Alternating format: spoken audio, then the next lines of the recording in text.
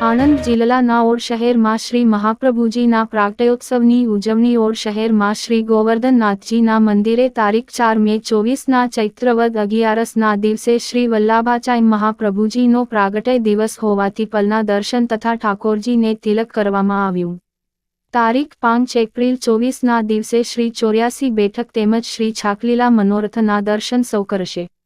મનોરથી કુંદનબેન હરીશભાઈ પટેલ પૂર્ણિમા ચોક તેમના ઘરેથી શ્રી મહાપ્રભુજીની શોભાયાત્રા નીકળી નિજ મંદિરે લાવવામાં આવી. શ્રીમદ વલ્લભાચાર્ય વૈષ્ણવ સંપ્રદાયના સ્થાપક એક પ્રસિદ્ધ અને તેજસ્વી આચાર્ય હતા.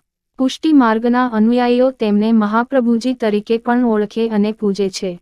તેમનો જન્મ એક વિદ્વાન ભારદ્વાજ ગોત્રી તેલંગ બ્રાહ્મણ લક્ષ્મણ ભટ્ટને ત્યાં ચંપારણ્યમાં વિક્રમ સંવત 1535માં ચૈત્રવદ 11ના દિવસે થયો હતો. શ્રીમદ વલ્લભાચાર્ય વૈષ્ણવ સંપ્રદાયના એક પ્રસિદ્ધ અને તેજસ્વી આચાર્ય હતા. પુષ્ટિ માર્ગના અનુયાયીઓ તેમને મહાપ્રભુજી તરીકે પણ ઓળખે અને પૂજે છે. વલ્લભાચાર્યજી શ્રી કૃષ્ણના પ્રખર અનુયાયી હતા. તેમણે ભક્તિ ચળવળ માટે ભારતમાં ઘણા સ્થળોએ પ્રવાસ કર્યો. તે શ્રીનાથજીની ભક્તિમાં તલ્લીન રહે છે તે માનતા હતા કે ભગવાનની સાચી ભક્તિ દ્વારા જ મુક્તિનો માર્ગ પ્રાપ્ત થાય છે.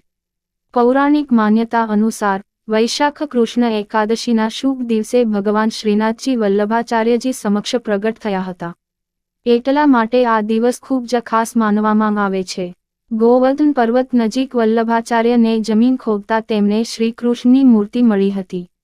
શ્રી કૃષ્ણ વલ્લભાચાર્યજીને શ્રીનાથજીના રૂપમાં પ્રગટ થયા હતા. તે દિવસથી પુષ્ટિ સંપ્રદાયના લોકો ભગવાન કૃષ્ણની બાલ અથવા યુવાન મૂર્તિની પૂજા કરે છે. Reporter Dilipbhai S Patel, Od, Anand, GPK news.